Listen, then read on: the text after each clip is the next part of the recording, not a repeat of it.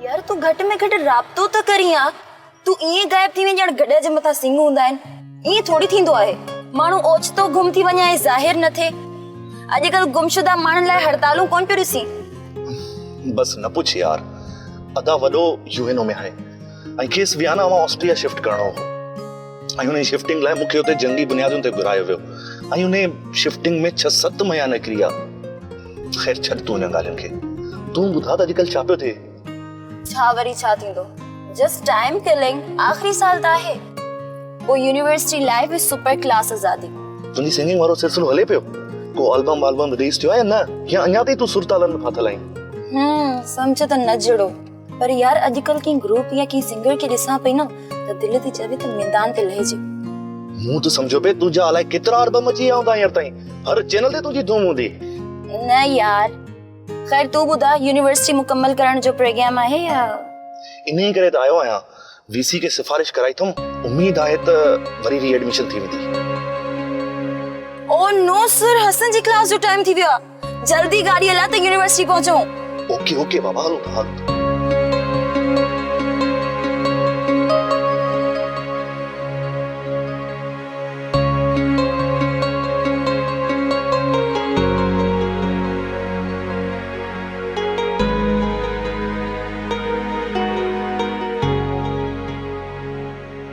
हाय राम बाबा, आज जो छा शेड्यूल आहे? अॼु अवां काफ़ी बिज़ी रहंदव। ओके सर, कुछ देर खां पोइ तव्हांजी मीटिंग आहे। लंच बि हुते ई हूंदो। जंहिं खां पोइ मीडिया वारा तव्हांजो इंटरव्यू कंदा ऐं शाम जो 5 स्टार होटल में तकरीब आहे। हुते तव्हां सदारत कंदा। ओके भला घणा कंसल्टेंट पहुता? हिन वक़्तु 4 पहुची विया आहिनि ऐं 3 त अञा न आहिनि पहुता। हुननि सां राब्तो थियो आहे। 10 या 15 मिंट में अची वेंदा। आई थिंक ट्रैफिक में काथे बीठल आहिनि। एजेंडा छा आहे बाबा? सर, पहिरीं एजेंडा में कंपनीज़ खे ब्रीफिंग ॾियणी आहे ऐं रजिस्ट्रेशन जो बि प्रोसेस कयो वेंदो। इनकम टैक्स जी करंट पॉलिसी जी ब्रीफिंग बि थींदी। तव्हां शाहिद साहब खे चयो त खैर स्टार्ट वठनि, मां जल्दी जॉइन करे वठंदुसि। Okay sir. ऐं हा एरम बाबा, हुन पब्लिशर जो छा नालो आहे? साजिद, वो आयो आहे? जी सर, वो काफ़ी देर तक तव्हांजो इंतज़ार पियो करे। ओके मोकिलियो हुनखे। Okay sir.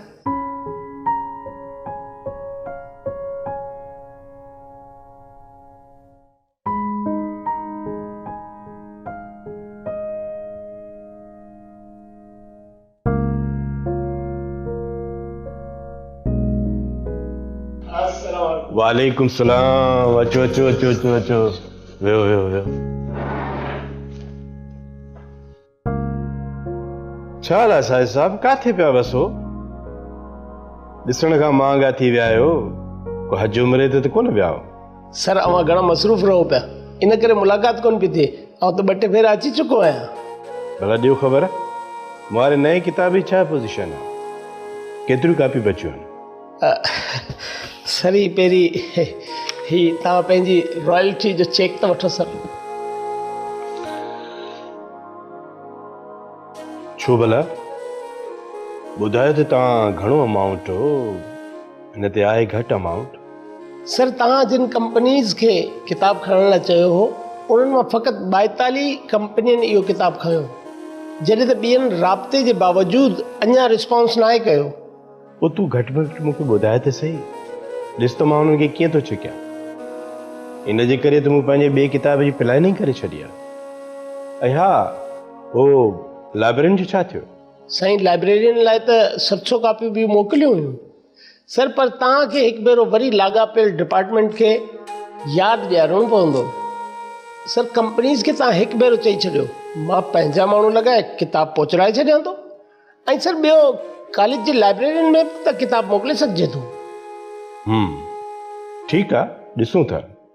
पर हा, वेंदे महिल एरम खां मुंहिंजे नए किताब जो टाइटल वठियो वञे ऐं हिन भेरे अल्स्ट्रेशन ते घणो ध्यानु ॾिजांइ। ऐं हा, टाइटल ठाराए अप्रूवल ज़रूरु वठिजांइ। महाग मुकमिल कयो अथमि, पर तोॾां सॉफ्ट कॉपी मोकिलियां थो। फाइनल प्रूफ मां पाण कंदुसि। ओके सर, सभु कुझु तव्हांजी मंशा मूजिबि थींदो। मां कंपनीज़ खे रिमाइंड कराए थो छॾियां।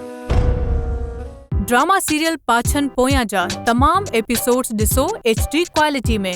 विजिट करियो असांजो YouTube चैनल सिन TV HD ड्रामा। सब्सक्राइब कयो असांजो ऑफिशियल YouTube चैनल सिन TV HD ड्रामा ऐं वधीक अपडेट लाइ बेल आइकन खे क्लिक करियो।